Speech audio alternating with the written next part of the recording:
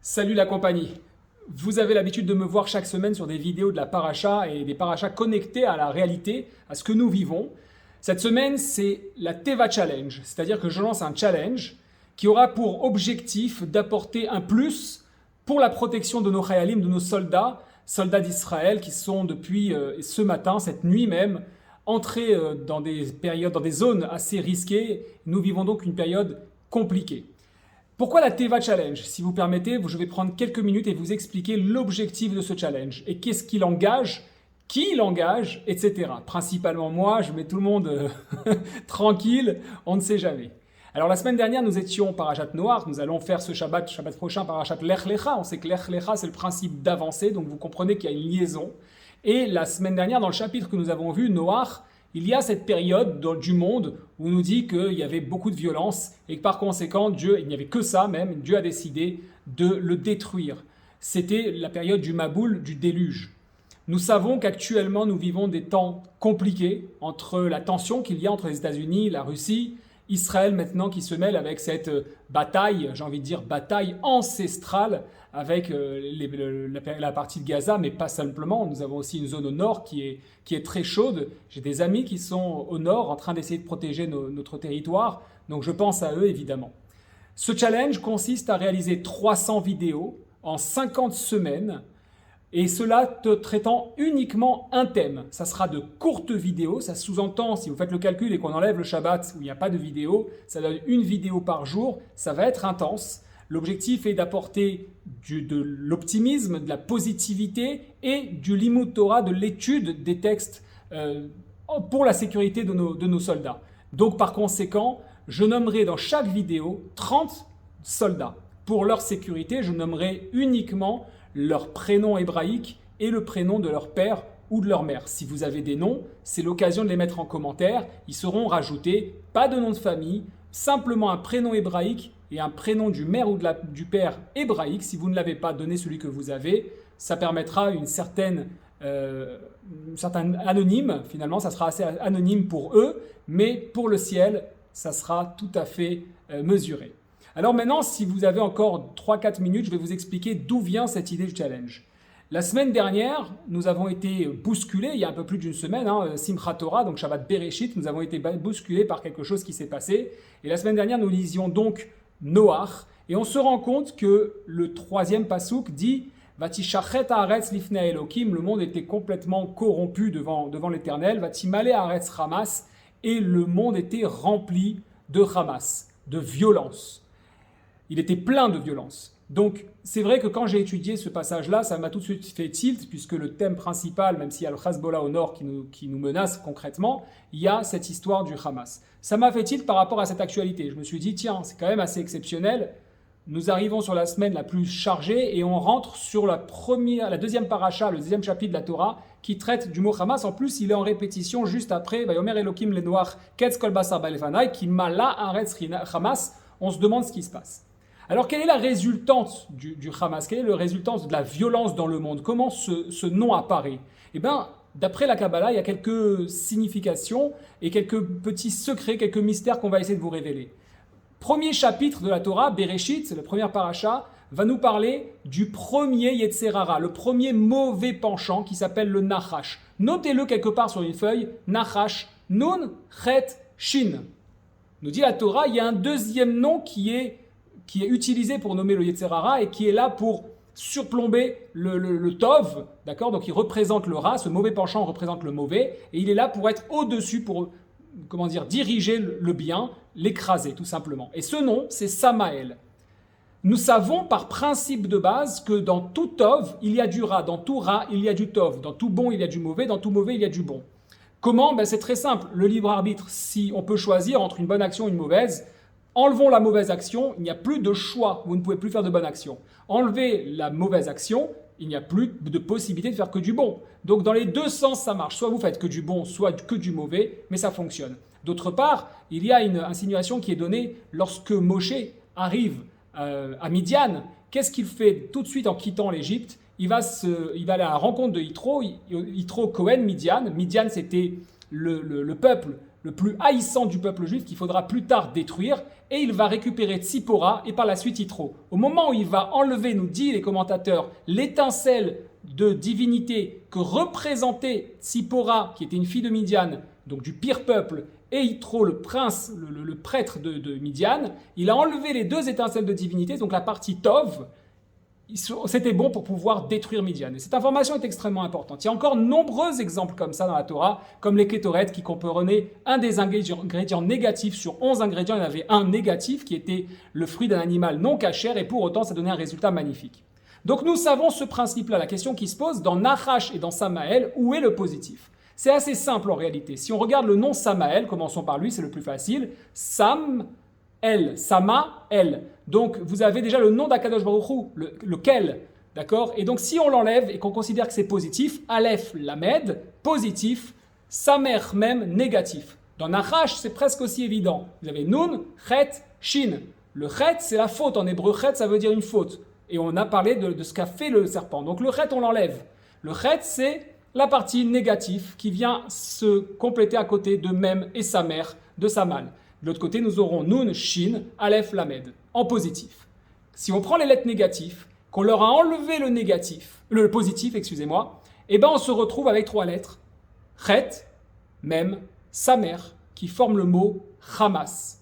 On comprend de là qu'il y a un procédé simple, c'est que lorsque le Hamas s'exprime dans la terre, c'est-à-dire qu'il se présente, comme c'est marqué, va timale haaretz Hamas, la terre était pleine de Hamas, alors vayar Elokim et haaretz veine nishrata ki ishrit kol basar, voilà que je vais détruire toute forme de vie. Le monde est fait comme ça. S'il n'y a que de la violence, le monde est voué à disparaître. Donc nous avons une responsabilité de rajouter du tov, de rajouter des actes de bonté, d'où le challenge. Maintenant, je vais rentrer dans le détail. Vous en avez encore pour 1 ou 2 minutes. Ce qui se présente, c'est qu'on voit bien que le programme était fait en sorte que comme Vatimale Haaretz, la terre était pleine de violence, le monde aurait dû s'écrouler. Et Dieu se retrouve avec une problématique, c'est Noach. Noach qui était Tzadik Tamim Aya Bedorotav, il était injuste dans sa génération, dans la condition actuelle, c'était le plus juste des hommes. Il a fallu qu'il agisse d'une certaine manière pour pouvoir tenir, puisqu'on voit bien que sinon il y avait une contradiction. D'un côté, le monde, il ne peut pas tenir seulement dans la violence, il doit être détruit. D'un autre côté, Noach, sa femme, ses 3 enfants, ses 3 filles, c'est les femmes de ses enfants, je veux dire. Donc ça fait 6 personnes, plus les 2, ça fait 8, plus les animaux ont été sauvés, une partie des animaux. Ce qui montre bien que Dieu n'aurait pas respecté la règle de la nature. Et donc 99,9% a certes été détruit, mais pas 100%. Noach a dû faire quelque chose pour être sauvé. Il a reçu un ordre de Dieu qui lui a dit « Aselecha tevat ». Tu vas faire quelque chose, tu vas l'enduire, tu vas créer une boîte, non pas un bateau, non pas une arche, mais une boîte, et tu l'enduiras à l'intérieur et à l'extérieur de poids.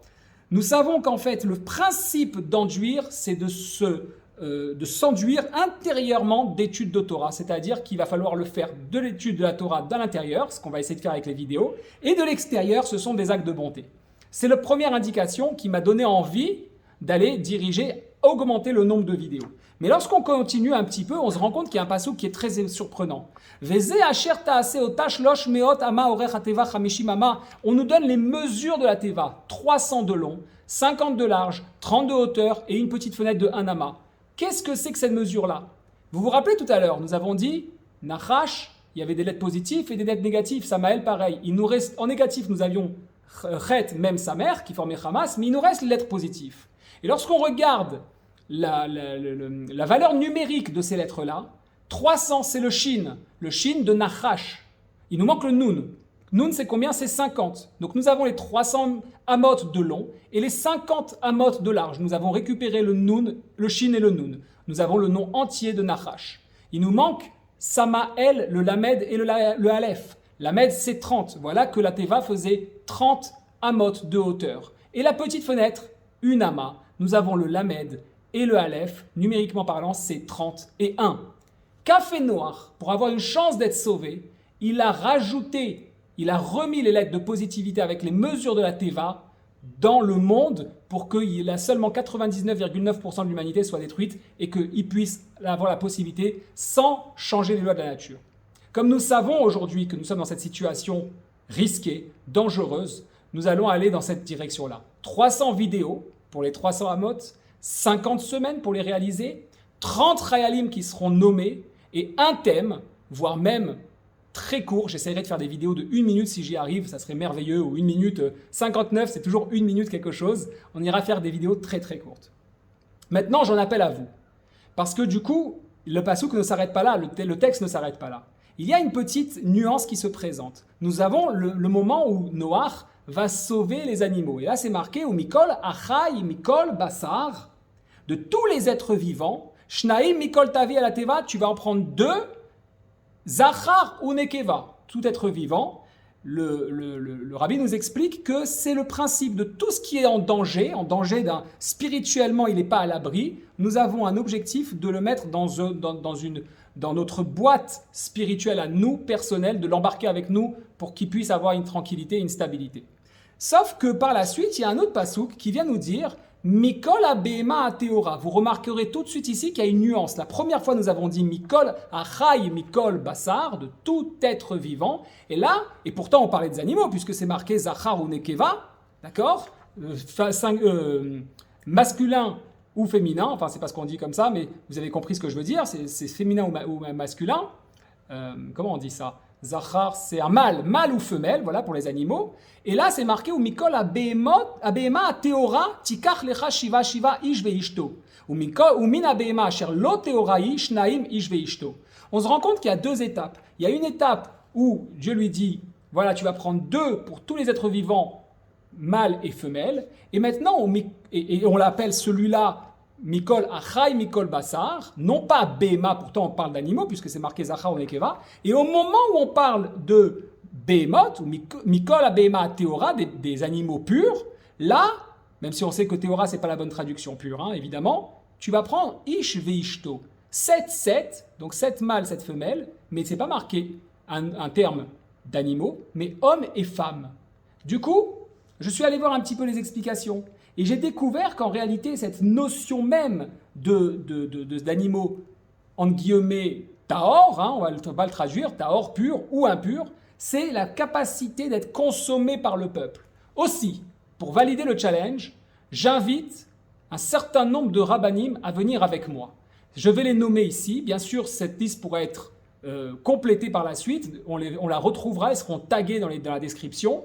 Ces rabbanim sont importants, c'est pour un petit peu nous retrouver tous en unité, pour que chacun puisse apporter. Alors, je ne leur demande pas forcément, et je ne vous demande pas si vous regardez cette vidéo, forcément une intervention. Ça serait magnifique qu'il puisse y avoir un rapprochement, peut-être un petit ridouche dans une vidéo de 1 minute, 1 minute 30, quelque chose qui soit pour notre peuple, pour nos chayalim, pour protéger Israël, protéger l'ensemble de la terre, l'ensemble du peuple, l'ensemble de nos soldats. Et évidemment, cette liste pourra être complétée, j'en oublie certainement un paquet, et nous en retiendrons. J'en apporte avec moi dans ces vidéos 14. Donc les premiers arrivés sont les premiers servis. Je commence la nomination en sachant qu'elle n'est pas définitive. Les rabbanim nommés, avec beaucoup de kavod évidemment. Rav David Daniel Akohen, Rav David Touitou, Rav Yoel Ben Arouche, Rav Chaim Dinovitz, Rav Yechia Ben Shetrit, Rav Ron Shaya, Rav Uri Shekri, Rav David Pinto, Rav Menachem Beros, Rav Shmuel Levi. Nous ajoutons Yann Boissière et Delphine Orviller. Voilà, cette vidéo sera aussi faite en hébreu, peut-être en sous-titrage, je ne sais pas encore si je la referai entièrement ou si elle sera simplement sous-titrée. Et donc on peut rajouter en Israël Rav Arouche, Rav Feinger, Rav Zamir Cohen, Rav Amnon Yitzhak, Rav Shalom Arouche et Rav Meir Eliaou. Partagez cette vidéo, likez, taguez les rabbanim, abonnez-vous. Il faut que ça fasse un buzz un maximum et qu'on puisse soutenir au mieux. Si vous avez des amis, de la famille qui sont chayalim, qui sont de l'armée d'Israël, mettez les noms en commentaire et à chaque vidéo, ils seront nommés.